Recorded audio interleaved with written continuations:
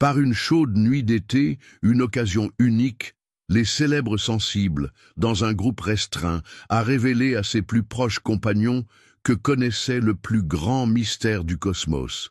Une révélation capable de transformer non seulement le destin d'un individu, mais aussi déconstruire complètement les croyances sur ce qui se passe après la mort. Sa voix, à ce moment-là, devint presque un murmure, avec un regard perdu, comme si j'étais de l'autre côté depuis un moment.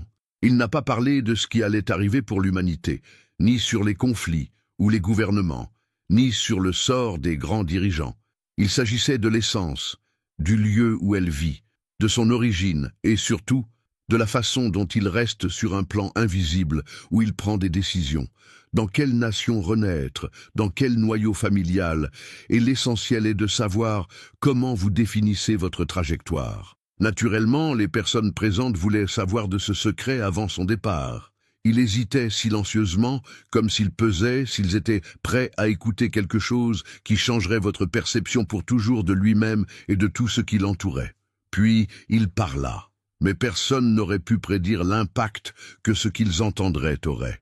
Son nom était entouré d'énigmes et d'histoires. Certains le voyaient comme un fraudeur illustre, d'autres comme un véritable médium du siècle dernier.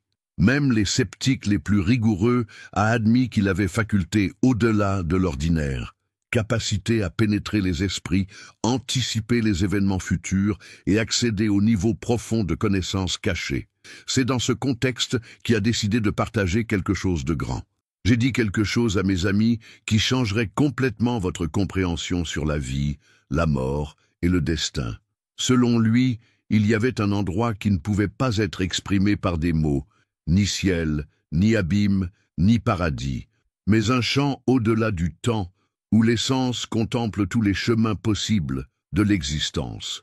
Ces chemins sont comme les branches infinies d'un arbre, et parmi tous, il y en a un qui résonne avec l'âme.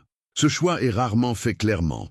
Il y a souvent une influence de force plus grande, à d'autres moments, par une impulsion de réparation ou achèvement de quelque chose qui était en attente dans des vies antérieures. Nous sommes simplement nés, incarnant décisions prises un autre plan. C'est pourquoi ici, sur Terre, chaque rencontre, chaque rire, chaque larme fait partie d'une intrigue écrite dans une autre dimension. L'un des compagnons présents, secoué, il demanda d'une voix étranglée, « Si l'âme choisit vraiment à ta manière, pourquoi tant de souffrance? Pourquoi quelqu'un naîtrait-il avec des limitations ou dans un besoin extrême ?» Le sensible regarda avec tendresse, comme si j'avais déjà entendu cette question des milliers de fois. Puis il répondit, « L'âme ne désire pas le réconfort, mais développement intérieur. La force spirituelle naît de surmonter les défis. Par conséquent, les vies difficiles sont souvent choisies par les âmes les plus évoluées. Selon lui, la souffrance n'est pas toujours une conséquence d'une erreur, mais un signe que l'âme suit le chemin nécessaire pour éveiller ta lumière, sagesse et empathie. Il a déclaré que l'essence humaine ne disparaît pas avec la mort, elle reste dans un espace hors du temps, d'où il observe, évalue et choisissez vos prochaines étapes. Il existe un lien entre les existences, un lieu où l'âme analyse le vie antérieure et se prépare à une autre. Il avait l'habitude de dire « La mort n'est pas la fin, c'est juste une virgule qui commence vers un nouveau paragraphe de l'histoire que tu continues à écrire. » À propos du plan où l'âme se repose avant de s'incarner, il a dit « Je l'appelle l'intervalle entre les vies. » Une demeure éthérée où les essences communiquaient non pas par des mots, mais par flux pur d'intention. Il n'y a pas d'émotions humaines là-bas, ni mensonges. Il n'y a que clarté, comme le premier rayon après la longue nuit. Chaque âme vibre avec un son unique, une mélodie qui t'est propre. C'est pourquoi nous reconnaissons chères âmes, pas par leur visage, mais par l'écho subtil et familier.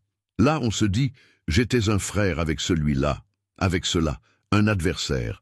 Cet espace qui précède la naissance peut être comparé vers une salle infinie où des millions des voix cohabitent sans se couvrir. Une lumière qui n'aveugle pas, mais pénètre profondément. Là, le corps n'existe pas, seulement la conscience.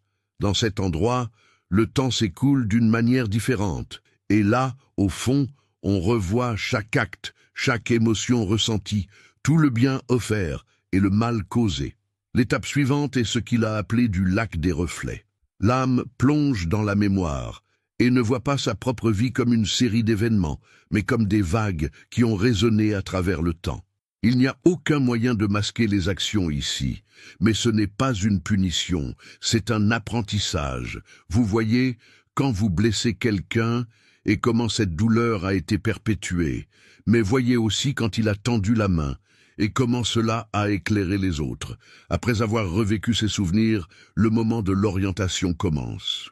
Dans ce domaine, il y a des consciences plus anciennes, ni des dieux, ni des anges, mais des êtres qui ont achevé votre cycle d'incarnation où cela a choisi de rester et de guider. Ils n'imposent pas, ils demandent simplement « Qu'as-tu appris? Qu'est-ce qui est resté inachevé? Êtes-vous prêt à aller de l'avant ?» Et puis vient la partie délicate, le choix du prochain voyage. Il ne s'agit pas de désigner un rôle, mais d'une décision sacrée, ce qui requiert maturité et lucidité. De nombreuses possibilités sont présentées, comme si nous étions dans un théâtre avec 1000 pièces à l'affiche. Vous pouvez essayer chacun d'eux, sens où tu vivras, où tu souffriras, où vous trouverez la sagesse. Parmi tous, choisissez celui qui contribuera le plus à son évolution. Si l'âme est encore jeune, recevoir de l'aide pour décider. Parfois, il cherche des défis pour obtenir réparation. D'autres se reposent simplement. Personne ne juge un destin à la légère, même le repos fait partie du chemin. Et il y a encore une autre énigme révélée par lui. Les âmes font des accords avant de naître. Vous rencontrez quiconque croise votre chemin, et ils sont d'accord. Dans cette existence, tu seras ma mère, mais elle va bientôt me quitter. Cela me rendra plus fort. Ou tu seras mon adversaire pour que je puisse affronter ma peur. Ces pactes, même douloureux, sont faits avec conscience et sagesse. Sur le plan spirituel, nous sommes des alliés, même si sur Terre nous sommes rivaux parce que tout sert l'évolution. Beaucoup se demandent encore, si tout cela est réel, pourquoi ne nous souvenons-nous pas de notre date de naissance? La réponse était simple, l'oubli est essentiel pour que l'expérience ait du sens. Si nous savions tout, nous n'apprendrions rien. Le véritable apprentissage réside dans erreur, dans la recherche, dans la découverte. La connaissance ne disparaît pas. Cela reste comme intuition, comme un rêve récurrent, comme une peur sans raison. C'est la voix intérieure qui murmure « Avez-vous déjà vécu cela? Vous n'êtes pas ici par hasard. » Il a également dit que le karma, ce n'est pas une punition, mais un outil pour évoluer. Il l'a comparé ainsi. Si ça brûle, ce n'est pas une punition, c'est une leçon. L'important n'est pas de mettre la main dans le feu à nouveau. Choisir une nouvelle vie vient souvent de la volonté pour réparer les erreurs passées, compléter quelque chose laissé derrière ou accéder à de nouvelles connaissances.